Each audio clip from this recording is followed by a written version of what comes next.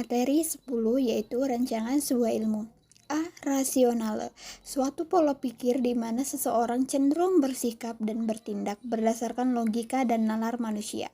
B. Terminologi, suatu ilmu tentang istilah dan penggunaannya. Pembagian terminologi ada 5. Yang pertama adalah ilmu. Ilmu atau sains adalah pengkajian sejumlah pernyataan-pernyataan yang terbukti dengan fakta-fakta yang ditinjau dan disusun secara sistematis dan dibentuk menjadi hukum-hukum umum. Yang kedua adalah ontologi. Ontologi merupakan suatu teori tentang makna dari suatu objek, properti dari suatu objek, serta relasi objek tersebut yang mungkin terjadi pada suatu domain pengetahuan. Yang ketiga adalah epistemologi. Epistemologi adalah teori pengetahuan yang berhubungan dengan hakikat dari ilmu pengetahuan, penggadaian-penggadaian, dasar-dasarnya, serta pertanggungjawaban atas pertanyaan mengenai pengetahuan yang dimiliki oleh setiap manusia. Yang keempat adalah aksiologi. Aksiologi adalah ilmu yang mempertanyakan bagaimana manusia menggunakan ilmunya. Dan yang terakhir adalah sejarah perjuangan kemandirian ilmu pariwisata, merupakan pengakuan yang dibutuhkan berkenaan dengan peningkatan kualifikasi sumber daya manusia bidang pariwisata, terutama pengakuan dan legitimasi dari pemerintah. C. Kajian tentang ilmu pariwisata sebagai ilmu yang mandiri.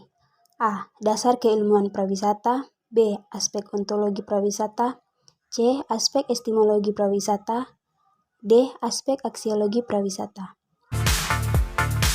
Macam-macam pendekatan aspek epistemologi pariwisata. 1. Pendekatan sistem. 2. Pendekatan produk. 3. Pendekatan kelembagaan. Menurut Medik, pembagian aspek dalam penawaran produk pariwisata sebagai sebuah totalitas produk ada 4. Yang pertama adalah daya tarik, yang kedua transportasi, yang ketiga fasilitas, dan yang keempat adalah kelembagaan.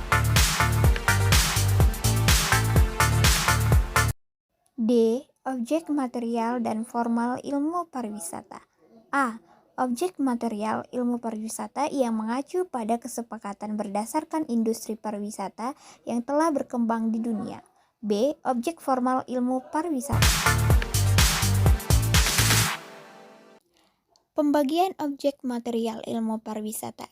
Ada jasa akomodasi, jasa penyediaan makanan dan minuman, jasa transportasi wisata, jasa pemanduan dan perjalanan wisata, jasa pagelaran budaya, jasa rekreasi dan hiburan, dan jasa keuangan pariwisata.